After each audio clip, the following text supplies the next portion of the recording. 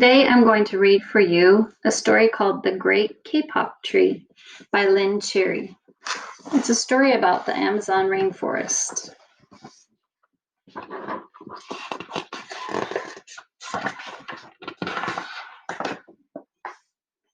Two men walked into the rainforest moments before the rainforest had been alive with the sounds of squawking birds and howling monkeys. Now all was quiet as the creatures watched the two men and wondered why they had come. The larger man stopped and pointed to a great kapok tree, and then he left. The smaller man took the axe he carried and struck the trunk of the tree. Whack! Whack! Whack! The sounds of the blows rang through the forest. The wood of the tree was very hard. Chop, chop, chop. The man wiped off the sweat that ran down his face and neck. Whack, chop, whack, chop. Soon the man grew tired. He sat down to rest at the foot of the great kapok tree. Before he knew it, the heat and hum of the forest had lulled him to sleep. A boa constrictor lived in the kapok tree. He slithered down its trunk to where the man was sleeping. He looked at the gash the axe had made in the tree, and then the huge snake slid very close to the man and hissed in his ear, "Señor, this tree is a tree of miracles. It is my home, where generations of my ancestors have lived. Do not chop it down." A bee buzzed in the sleeping man's ears. "Señor, my hive is in this kapok tree, and I fly from tree to tree and flower to flower collecting pollen. In this way I pollinate the trees and flowers throughout the rainforest. You see, all living things depend on one another." A troop of monkeys scampered down from the canopy of the kapok tree. They chattered to the sleeping man. "Señor, we have seen the ways of man. You chop down one tree, then come back for another and another. The roots of these great trees will wither and die, and there will be nothing left to hold the earth in place. When the heavy rains come, the soil will be washed away, and the forest will become a desert."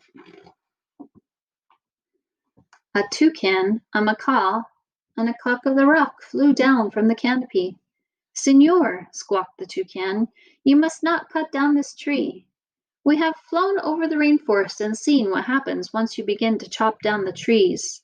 Many people settle on the land. They set fires to clear the underbrush, and soon the forest disappears. Where once there was life and beauty, only black and smoldering ruins remain." A bright and small tree frog crawled along the edge of a leaf.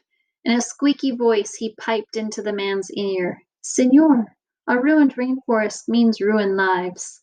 Many ruined lives. You will leave many of us homeless if you chop down this great kapok tree." A jaguar had been sleeping along a branch in the middle of the tree. Because his spotted coat blended into the dappled light and shadows of the understory, no one had noticed him. Now he leaped down and padded silently over to the sleeping man. He growled in his ear, "Señor, the kapok tree is home to many birds and animals. If you cut it down, where will I find my dinner?" 4 tree porcupines swung down from branch to branch and whispered to the man, "Señor, do you know what we animals and humans need in order to live? Oxygen. And Señor, do you know what trees produce? Oxygen. If you cut down the forest, you will destroy that, which gives us life." Several anteaters climbed down the kapok tree with their young clinging to their backs. The unstriped anteater said to the sleeping man, "Señor, you are chopping down this tree with no thought for the future, and surely you know that what happens tomorrow depends on what you do today. The big man tells you to chop down a beautiful tree. He does not think of his own children, who tomorrow must live in a world without trees." A 3-toed sloth had begun climbing down from the canopy when the man first appeared. Only now did she reach the ground. Plodding ever so slowly over to the sleeping man, she spoke in her deep and lazy voice. Signor, how much is beauty worth? Can you live without it?